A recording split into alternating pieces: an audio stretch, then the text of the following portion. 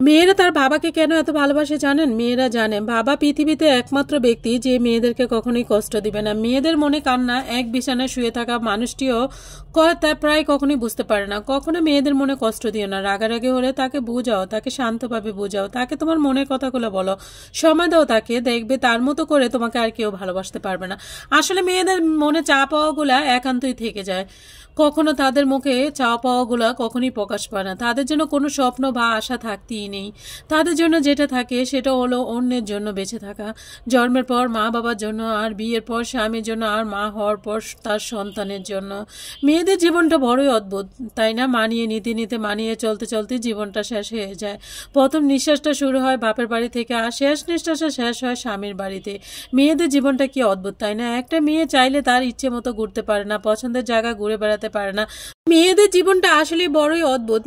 মেনে নিতে নিতে, মানিয়ে চলতে চলতে জীবনটা শেষ। লোকে বলে মেয়েদের কোনো বাড়ি হয় না। সত্যি বলতে কি, মেয়েদের ছাড়া কোনো বাড়ি সম্পূর্ণ হয় না। বিয়ের পর সবাই জানতে চায় মেয়েটি বাপের বাড়ি থেকে আসার সময় কি কি নিয়ে এসেছে, কিন্তু একবারও কেউ জানতে চায় না যে মেয়েটি বাপের বাড়ি থেকে আসার সময় কি কি রেখে এসেছে।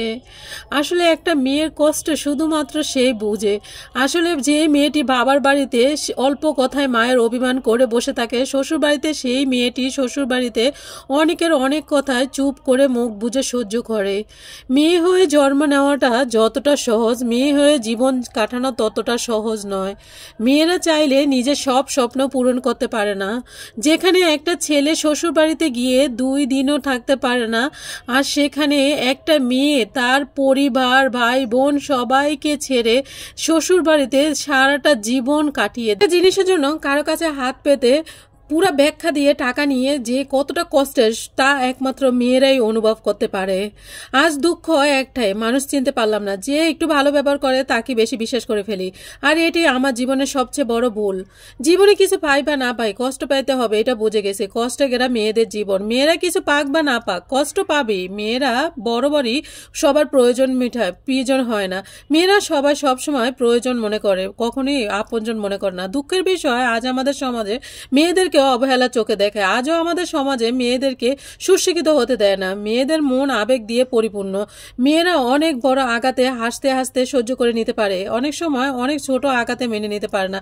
মেয়েরা কখনো তার নিজের জন্য কখনো বাঁচে না। প্রথম বাজে বাবা মার জন্য, বিয়ের পর স্বামীর জন্য, সন্তান হওয়ার পর সন্তানের জন্য। হ্যাঁ, এটাই আমাদের মেয়েদের জীবন। একটা মেয়ে কষ্টের কথা কখনো কেউ জানতে পারে না, কারণ একটা মেয়ে কখনো তার মনের কষ্টের কথা কাউকে বলে না। একটা ছেলে ভালোবাসার কথা একটা মেয়েকে হাসতে হাসতে বলে, কিন্তু একটা মেয়ে ভালো লাগার কথা একটা ছেলেকে কখনোই বলতে পারে না, কারণ আমাদের সমাজে মেয়েদেরকে আজও নিচে চোখে দেখা হয়। একটা মেয়ে তার কষ্টগুলো সব সময় আড়াল করে রাখতে চায়, কখনো প্রকাশে আনতে চায় না, কারণ মেয়েটি জানে তার কষ্টের কথা কোনো মূল্য নেই এই পৃথিবীতে।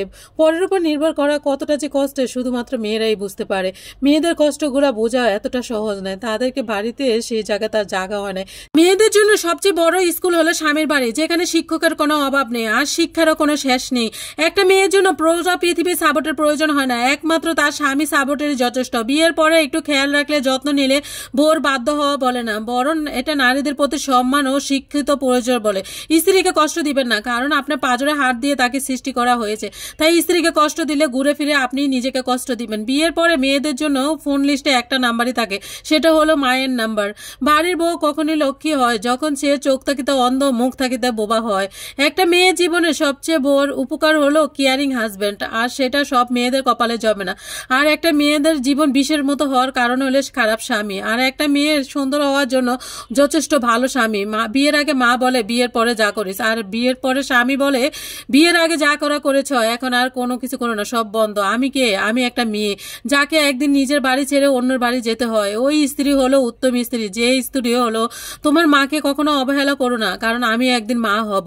নিজের মেয়ে অন্যের ঘরে দোষ করলে মেয়ে অবুঝ ছোট, আর অন্যের মেয়ে দোষ করলে তোমার মা বাবা কোনো শিক্ষা দেয়নি।